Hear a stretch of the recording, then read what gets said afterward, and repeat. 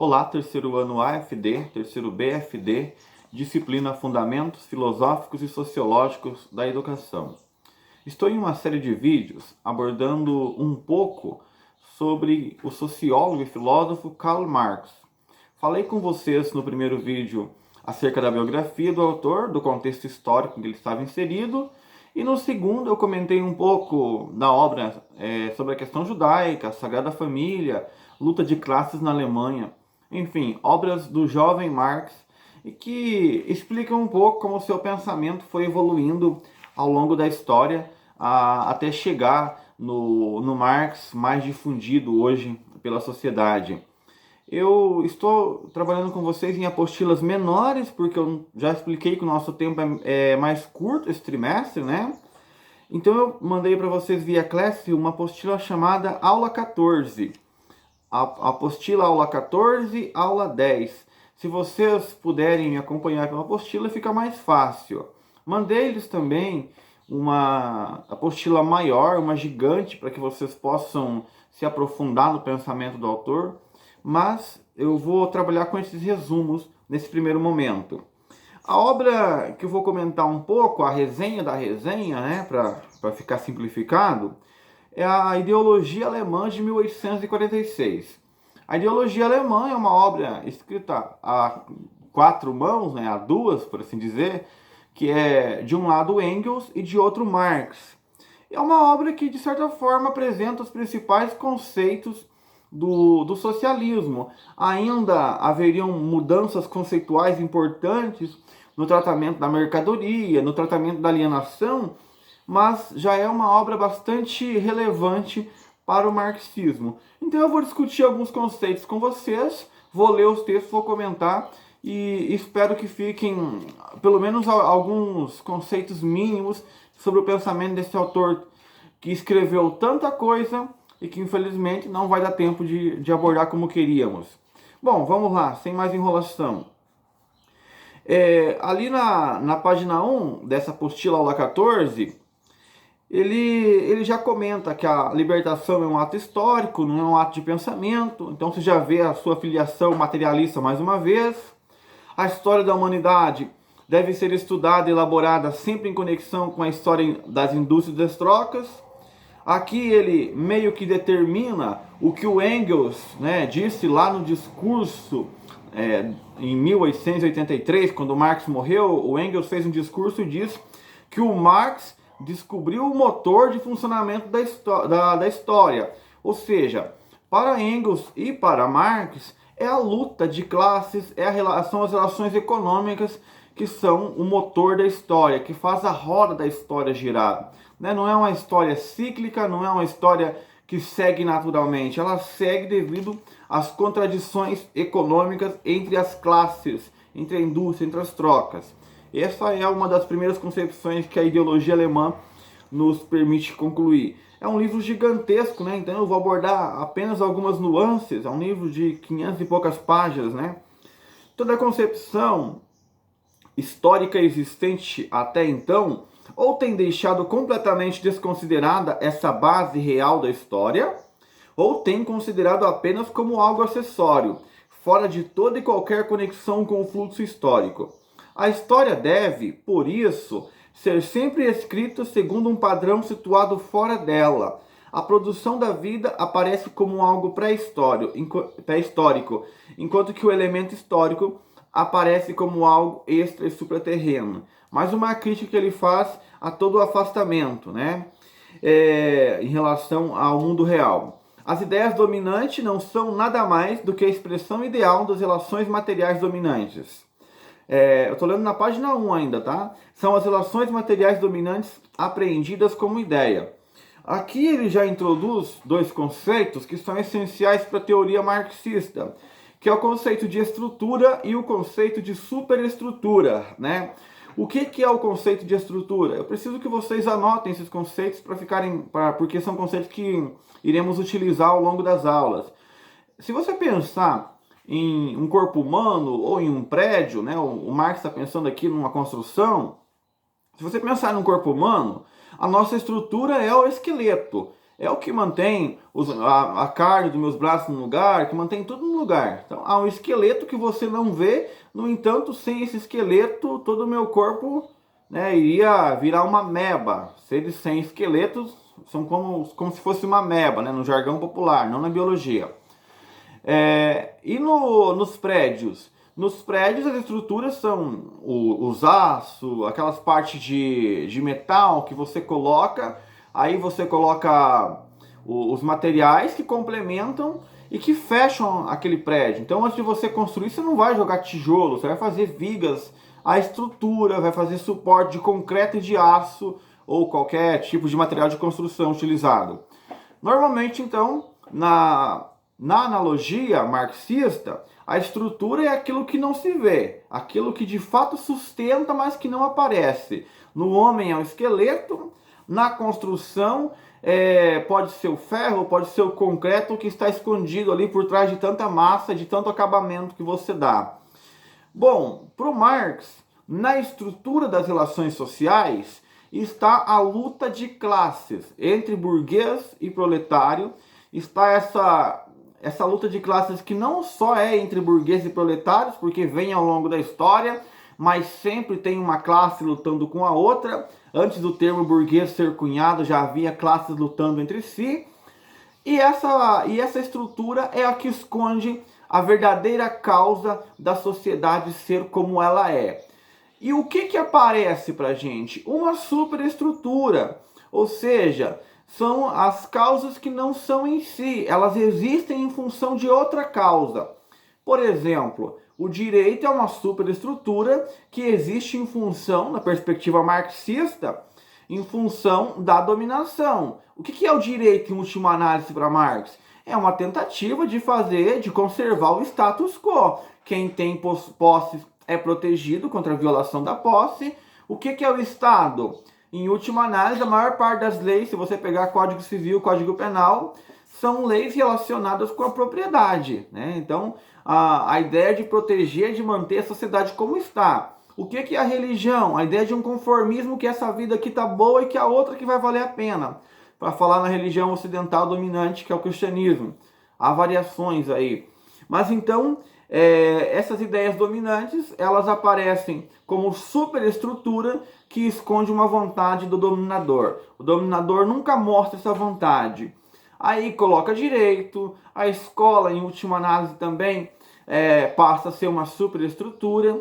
Para resumir aqui um pouco que grosseiramente os conceitos, a superestrutura é toda a construção que visa esconder a verdadeira natureza das relações, ou seja, que visa esconder esse caráter de dominação de uma classe sobre outra. E a estrutura é a essência verdadeira dessa ação, ou seja, como ocorre de fato, quais são os interesses de fato.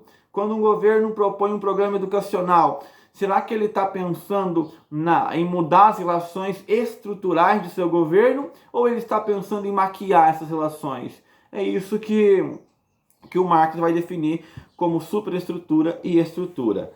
Tranquilo? Estrutura, a base das relações, a verdadeira causa das relações. Superestrutura, essa parte que aparece aos nossos sentidos e que nos ilude, porque por causa das superestruturas nós não somos capazes de perceber o que existe de verdadeiro. Bom, na página 2, sigamos aí, né, avançando na ideologia alemã. Toda nova classe que toma o lugar de uma outra que dominava anteriormente é obrigada, para atingir seus fins, a apresentar seus interesses como comuns de todos os membros da sociedade. Traduzindo, quando você é dominante, você tem que vender que os teus objetivos é interesse comum. Eu vou fazer, por exemplo, a reforma tal, porque sem a reforma tal o país quebra. Eu preciso fazer tal coisa ou então todos estarão com problemas sérios. Nós precisamos entrar em guerra ou então a soberania do país vai ser afetada. E às vezes não é a soberania do país. Eles entram em guerra simplesmente porque precisam vender armas, porque uma empresa X petrolífera quer lucrar. Então é isso que o Marx está falando. O dominador tem a habilidade de fazer com que você defenda os interesses dele como se fossem os seus. que é basicamente o contexto da ideologia marxista que visa explicar. Bom, ali a dificuldade dos indivíduos singulares se unirem, né, para fazer continuando na página 2, para fazer uma junção, uma luta contra os dominadores. A consciência pode às vezes parecer mais avançada que as relações empíricas contemporâneas a ela, de modo que nas lutas de uma época posterior possa se apoiar nos teóricos anteriores, sobre como os pensadores que surgem vêm para além do seu mundo imediato, mas uma coisa é você pensar o mundo, outra coisa é você transformar. Quando não há mais nada a tomar, deve-se começar a produzir. Aqui é o programa da Revolução Marxista, que em primeira análise aqui visa tomar os meios de produção da classe dominante, né? Para ele os meios de produção é fundamental. Chegou-se a tal ponto, portanto, que os indivíduos devem apropriar-se da totalidade existente das forças produtivas, não apenas para chegar à autoatividade, mas simplesmente para assegurar sua existência. É o Marx propondo o seu calendário da Revolução, onde ele sugere que a classe dominada se aproprie dos meios de produção. Bom, então tem algumas noções básicas aqui da teoria marxista. Ele deixa um capítulo aqui chamado Feuerbach, a ideologia, em especial a ideologia alemã, em que ele retoma, né, ali na página 3, ele retoma as críticas em relação aos não-hegelianos. Até aqui ele levaria muito sério essas críticas. Ele diz assim: o homem que quando jovem encheu sua cabeça com toda a sorte de tolices sobre poderes e relações existentes, tais como imperador, Estado, pátria, agora não enxerga mais o mundo através da lente de sua imaginação. Ele tem de atentar para a estrutura prática desse mundo, tomar conhecimento dela e agir de acordo com ela. Está dizendo que o Estado é uma construção, que a pátria é uma construção artificial, que o imperador é uma construção artificial e que o homem, se quiser se ver livre dessa alienação econômica, ele precisa se atentar para aquele conceito que eu dei para vocês, para a estrutura, para o que realmente move os homens, né? Sair dessas ideias que nos são dadas, propriedade privada, família. Já vimos isso em A Origem da Família, da propriedade privada e do Estado. Bom, ainda na página 3, ele critica Bruno Bauer, critica Feuerbach, critica Max Stirner, cada crítica direcionada, não vou comentar aqui, mas está na apostila. Os burgueses pagam bem o Estado, fazem com que a nação inteira também o faça, para que eles, os burgueses, possam pagar mal sem correr perigo. Eles asseguram para si, mediante bom pagamento aos serviçais do Estado, uma força protetora, uma polícia. Eles contribuem de bom grado e fazem toda a nação pagar altos impostos para que eles possam, sem correr risco, descontar novamente dos seus trabalhadores, através de salários, como tributos aquilo que pagam. Está dizendo que o Estado, em última análise, se para Durkheim o Mensch ganha vida própria, se para Weber é o que tem o monopólio da violência em determinado território, para Marx e para Engels, o Estado é um ente a serviço da burguesia, um ente que é muito bem remunerado pelos burgueses. Por exemplo, por mais que os burgueses exploram o proletariado, o que vai acontecer? Diante de uma posse, sendo ela legítima ou não, sendo ela obtida através de chantagens, comprada a preço vil, seja através de grileiros, como aqui no Brasil, muitas fazendas foram tomadas, né, com jagunços, pouco importa. Uma vez que está lá na escritura que o dono é fulano de tal, o Estado sempre vai garantir essa propriedade. O meu exemplo foi vinculado à terra, porque século XIX a terra exerce muita influência na economia. Então é isso que o Marx está dizendo. O Estado ele não trabalha em função do proletário. A força policial ela tende a ver com maus olhos o proletário e é subserviente com o proprietário. Bom, se vocês quiserem olhar como que o rico, como que o pobre é tratado pelo Estado, fiquem à vontade, né? E tirem os próprios julgamentos. Mas é o que o Marx está dizendo. O Estado tende a proteger os mais ricos. O burguês faz da política e da moralidade a vocação de todos os seres humanos cuja existência ele não pode dispensar. Ou seja, todos nós aprendemos desde cedo que ser moral é ter a moral burguesa. O que é a moral burguesa? Respeitar a propriedade, respeitar as normas do direito burguês. Qualquer violação disso, o indivíduo é jogado entre a margem da lei, entre aqueles que não se adequam. O Estado dura enquanto a vontade dominante for encarada como tendo um sentido idêntico ao da vontade própria. Significa que o Estado vai ser forte enquanto os dominados entenderem que esse Estado é um Estado para todos. Enquanto eu entender que o Estado brasileiro é um Estado que me representa, ele vai continuar existindo. Quando eu começar a pensar que ele é um Estado a serviço de um grupo X, a tendência dele cair seria muito grande na perspectiva marxista. Bom, ali na página 4 tem mais alguns comentários, né? A burguesia tende a enriquecer o Estado e ficar quebrado. Desculpa, a burguesia tende a enriquecer e o Estado a ficar quebrado. O Estado é obrigado a mendigar junto a ela, acabando na prática por ser comprado por ela. Também já conversamos um pouco sobre isso, sobre como o Estado se vê obrigado a votar algumas leis, como o Estado é pressionado. Exemplo, leis trabalhistas é um caso típico.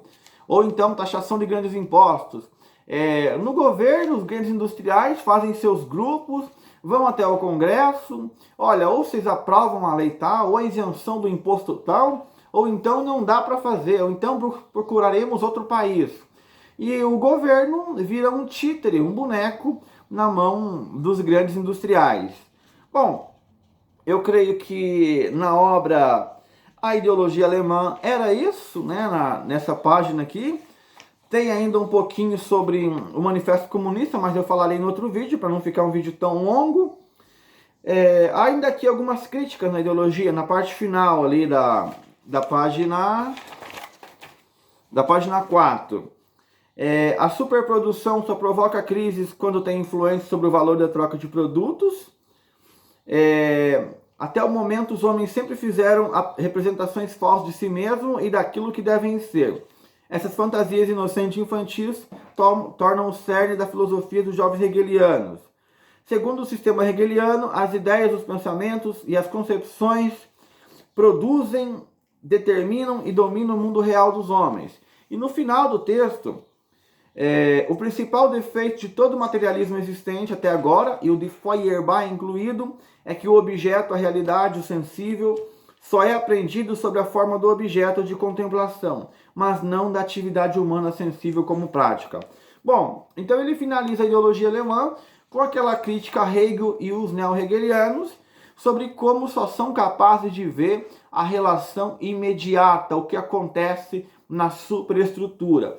Traduzindo agora que você já sabe o que é estrutura e o que é superestrutura, fica mais fácil eu explicar para vocês o que eu tentei explicar nos vídeos anteriores. A crítica que o Marx faz aos materialistas, agora você sabe o que é materialismo e idealismo também, é o quê? Que eles ficam apenas na superestrutura. Eles não são capazes de aprender a superestrutura, afastar como uma construção artificial e adentrar na estrutura, que é a verdadeira, entre aspas, essência, que é o motor que move a história, a força de classes, a luta de classes, perdão. Eu espero que nesse vídeo você tenha entendido o conceito de estrutura, de superestrutura, de lutas de classes, a importância de cada um desses conceitos, de alienação que você traga sempre consigo e mantenha junto também idealismo e materialismo. Finalizo assim esse vídeo.